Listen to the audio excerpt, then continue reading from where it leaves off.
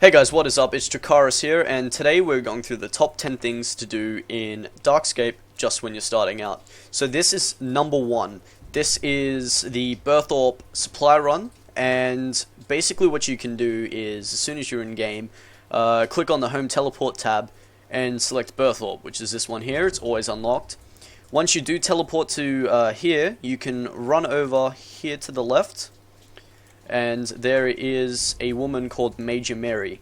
You speak to her, and she will have an option here. I've already done it. So basically, it will say, "Can I have free stuff, please?" She'll give you 5 Falador teleports, 5 Varrock teleports, assorted potions, including strength, defense, and attack, and I believe some prayer potions. She gives you also a Dwarven army axe, in which this serves as a hatchet, a steel pickaxe, a needle, a tinderbox, and a few other assorted tools that I'm probably forgetting. So basically, if you lose this axe because you died via PK or something like that, you can always return to her and ask for the axe back. It serves as a low-level one-handed slash weapon in which you can dual wield another weapon with it. Alright, so after you're done talking to her and you get her stuff, I suggest banking it over there straight away. But you can run over to this guy over here if you're feeling like you don't need to bank it, or you can do just fine. You speak to this guy here, Tam McGruber, and basically you talk to him, and he will tell you that he will want to give you a wicked hood. You say yes please, and he'll hand you the hood, and you can walk away. Basically, what happens is you can get 100 essence a day. Basically, also as well, you get 1 unlock a day, so you can start unlocking every single one here, so you can actually teleport to them. So you can easily turn the essence into any stone here, and you can teleport 2 times a day. So you can even wear that by right-clicking it and clicking wear. Alright, so that is the basic run for Berthorpe. Number 2, we have a basic explanation of why combat is so important in a world riddled with PK. So here in my stats you can see that my highest skills besides mining and smithing is actually everything having to do with, well, mostly everything having to do with combat, except my range and my magic, which I will be increasing soon. So straight away when I came out, I set into the game and found out about a minigame called Nexus, which I will explain in further detail in just a moment. I really did focus on getting my combat level up, which is now 70, and that was my main concern coming in, because I have noticed that people who go skilling and don't really level up, their combat skills, they turn out to get PK'd quite a lot, and it can be really frustrating when you lose that extra bag of, ore that you work so hard to mine. So that is why I actually believe it is very important to do combat over any other skill. You really want to be able to protect yourself when you're skilling. Alright guys, basically this explains that you have to buy stuff off NPCs usually, because either 1, the Grand Exchange is too full with PKs, and if you go to buy something expensive, they will most likely kill you just for your money. So here in Varrock, right near the fountain, where the fountain used to be, you go over to here to speak to this guy Horvik, and he will sell you your basic armor for cheap, fairly cheap. You can go through and go all the way up to black plate bodies, but he only sells up to iron in plate legs and shields. So that is the only downside about coming over to this guy. Okay, so over here as well, if you just run over here quickly, you have the mage store. Basically this is where you can buy staffs off Zaf, and in here he's got pretty much all the staffs that you can have, which gives you unlimited air runes, unlimited water runes, earth, and fire. So another one you can do, which will give you a free sword if you're really, strapped for cash and you can't wield anything better than bronze, basically. So you go in here and speak to one of these traders, these shop assistants, and they sell swords and long swords all the way up to adamant. even adamant daggers, which are fairly cheap and you can actually dual wield. So these guys are also very important if you need some quick and cheap weapons. Hey guys, this is number 4, and basically this explains pretty good loot drops at a very low level for just when you're starting out. Alright, so first you want to teleport to your lodestone in Edgeville if you have one. If not, it's right next to the Varrock. You can find it on your map. I'll just get it up for you. Basically, here's Varrock, and here we were before in the previous one. That's the strip that we were on for the armor, the staffs, and the swords. Alright, so you've run down and you can go through the barbarian village, over the top, and into Edgeville. There's a bank here, and it is also in the low threat area, but there is a level 14 difference, so you got to be careful of that one. Alright, so what you want to do from here is, we're going to go to cockroach soldiers, which are actually a very good source of both experience and loot drops, because they drop rune shields, rune scimitars at a very low level, and it can be very costly if there are PKs around. So make sure that you're carrying food with you when you go to do this. So basically you go into the jail entrance and you peel off the poster. It used to be very different, and you run to over here. You can click there and it'll auto run and take you through pretty much this maze of broken walls and debris. So I also recommend, whenever you feel comfortable with doing so, is agility. Agility affects the amount that you can run, and at the moment when you start out, you can see the difference. It's a lot less than what it is in EOC, I believe. I actually think that you can run a lot more than in EOC than you can in Legacy mode, which this is what DarkScape is in, which is in Legacy mode at the moment. Alright, so these things here, these are not the ones you're looking for. These cockroach workers, these are level 30. The ones that you're looking for are the big boys, which will be... hang on one moment. There, right there, level 36 cockroach soldier. When you attack these, they're fairly easy, especially if you've got a decent amount of armor and a good sword. I recommend the Addy 2-hand. Alright, so right there and then, we got some coins and some carapace. The carapace actually sells for 700 GP on the Grand Exchange, so if you want to fill up your bag with that, there's easy money to be made right there. They do drop other drops like rune square shields, which is actually where I used to get mine, and I used to stockpile up on square shields to make some money.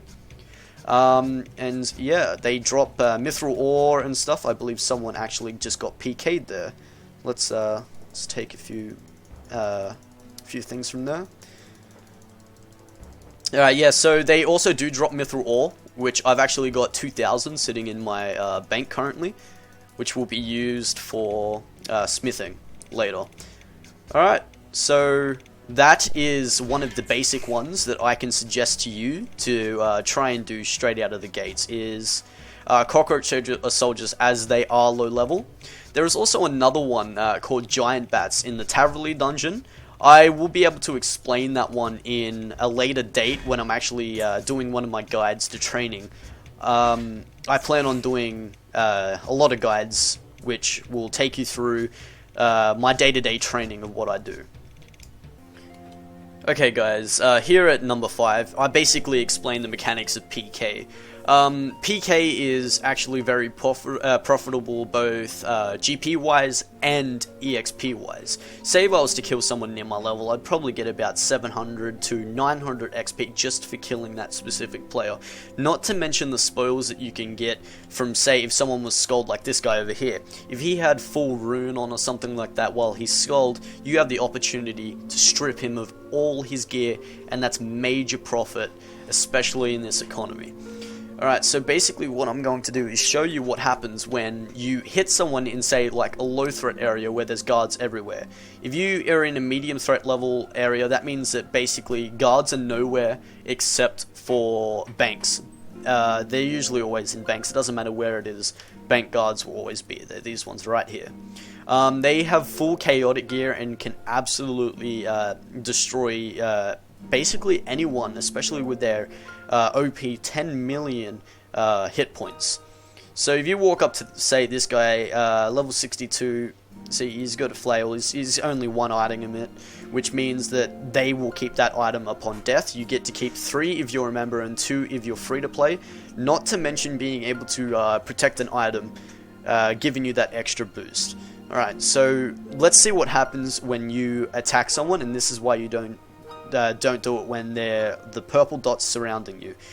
Alright, so you can attack this guy, and I get a skull above my head. If I was wearing any gear, I'd lose it instantly. Basically, just got one shot by a guard, and that's basically the general mechanics of PKing. You can actually set where you want to respawn in game settings. If you go to the death respawn settings tab, you can actually select where you want it to respawn you. If you die in a low threat, if you die in a medium area, you can set where you want to go then, and for your high, there's not many options there. So basically that's me explaining what the PK mechanics are and what you can do if, one, you're getting PK'd and you see major spoils that you can actually get from that guy being skulled. If you play it out right, you know, you got the high enough prayer level and you got enough food in your bag, you'll be able to take all of his gear and walk away with some pretty good loot. Okay, this is number 6, and this is what I call the Lumbridge Nexus. Basically what you can do is you teleport to Lumbridge using your lodestone network. Just click on Lumbridge here, or press the L key, as it is the hotkey for Lumbridge. You can then run out towards the church here, into the swamp. Right over here, you'll see this symbol. That's basically the minigame called Nexus, and it gives you prayer XP. I actually suggest doing this because it got me to 49 prayer in about an hour or 2. So you can see that there's not many people here doing it much anymore, but you can right click and ask for a charmed sack, and she will give you this this thing. Basically it can hold what's called purification things, and you walk over to this hole here and it'll say collect from Nexus. Basically you click on this and it will fill your sack up until you can actually like physically see that that it's actually pretty full. And then what you want to do is you want to make these 4 streams here different colors. I'll leave a link in the description below of a wiki page that will explain to you in depth, if you wish, how to play this minigame. Alright, so at number 7 we have questing. Basically, quests are shrugged off these days as boring, and that they bear no rewards in EOC, which is understandable, but in a world where it's all chaotic, I believe that questing can give you the greatest rewards in EXP and the armor that you wear and everything like that. Alright, so if you open up here, I can show you a few of these quests that I've done that have actually bared great rewards. A quick one here is Shadow over Ashdale. It is a medium-sized quest that goes for about 10-15 minutes, and basically it gives you these things that I like here called the 3 black pearls. They can be used once a day, and they give you actually quite a lot of bonus experience when you're leveling. I use them for when I'm leveling up my combat, and it helps quite a lot. Another one being the Demon Slayer quest. This one will give you a sword called Silverlight. For most of you who have actually played in the past and know what Silverlight is, it helps you fight other demons, and that includes lesser and greater demons, and it will help you down the track when you actually want to get some good loot as a lower level player. Another one being Stolen Hearts. It gives you quite a few experience lamps here, and some coins to even start you off. And last but not least, there is another one that I liked doing, which is called Tree Gnome Village. Tree Gnome Village actually gives you quite a lot of experience. It gave me at least 18k attack experience. So I actually firmly believe that doing some quests straight out of the gates is strongly recommended. Okay guys, so here at number 8 we've got the museum quiz. This is actually one of my favorites as it does bear a bit of history about RuneScape and how far we've come since the very, first few years. So this museum is actually in Varrock and it is near the East Bank. So if you want to go up the road here to the Varrock Museum, and I will show you right now that once you reach the museum, you go down these steps here. And when you do get down to these steps, you'll speak to a guy down here, and his name is Orlando Smith. When you speak to him, and he will ask for your help, saying that he's forgotten most information about, every single display case here, and he wants you to have a look at it and try and guess what it is. What they will give you in return for guessing all these is Hunter and Slayer experience, and I believe that there are a few more skills that you can get experience for while looking over these things. So I've already done the ones here for the Cowfight Queen, but if you go to others and you study those ones, they will ask you numerous questions and it will give you kudo points. Alright, so guys, at number 9 we have God statues, and what you do in God statues is you can build these statues and they give you experience in a certain skill. As for this one in Lumbridge, which is at Lumbridge Cows, just across the way from the castle and the lodestone. So you teleport into the lodestone there and you walk right across the bridge and up the way to about where this marker is. When you talk to him, this little gnome, he will tell you that he needs help building the statue. He's running out of people and he needs someone to be able to work on it and finish it now. So if you look at all these heroes, you've got basically it will tell you that there's one's Gothics, one's Saradomin, one's Zamorak, and one's Bandos. As for me, I like the color red, so I'll be going with Zamorak. It really doesn't matter, it just shows a different emissary for whatever one that you wish to do. For me, it's Zamorak. Alright, there we go. You gain 1,000 in construction, and I don't know whether you got the Slayer experience or just the construction experience. So this is my first time actually doing the God statues, and I haven't really looked into it. Alright, so there we go. Oh, you get to pray at him. Alright, so it gave me all that construction experience, and I went up 8 construction levels for doing one God statue, and I am yet to find out where the rest of the God statues are. Okay, a Saradomist fanatic appears and doesn't look happy. Prepare to fight it. If you win, you can leave the area and try again. level 4. It's cute. See, and then you kill him and you get the extra experience. So there we go. Jumped 4 Slayer levels. It's not too bad. Alright, so there you have it with the God statues. On to number 10. Okay guys, so last but not least, I explained the importance of food and potions. In a world where there's PK everywhere, it's important to carry around at all times if you have gear that you do not want to lose, or loot that you don't want to lose. It's always best to carry around a few potions, and even, probably about half a bag of food, or whatever you can carry is always good. So what you want to do is you just want to go down to, places like in Taverley if you want to start. You speak to him and trade him.